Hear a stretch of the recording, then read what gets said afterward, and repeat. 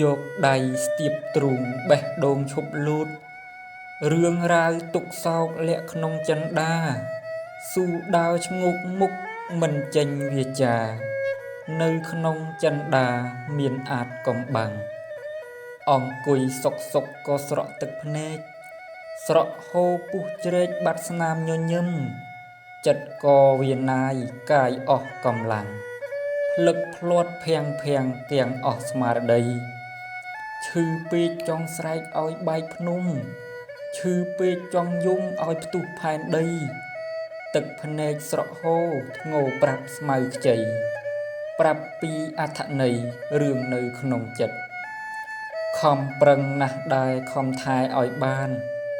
ទ្របខ្វះសំណាងបានហើយបែកបាក់វិលមុខធីងធងយោងយោងខ្យល់ចាប់អស់អោជីវិតមិនសមបំណងនេះជាកំណកកំណាព្យខ្ញុំតែងរឿងរ៉ាវជាក់ស្ដែងតាក់តែងចងក្រងរឿងរ៉ាវអភ័ព្វចាំជាប់កន្លងខ្មាស់ញាតប្អូនបងស្គមខ្លួនរីងរៃសូមផ្អាកប៉ុណ្ណេះស្លេះប៉ុណ្្នឹងចុះទឹកភ្នែកហូរស្រក់ពិបាកនឹងស្ដីសូមបិទបញ្ចប់គុំរោបអត្ថន័យ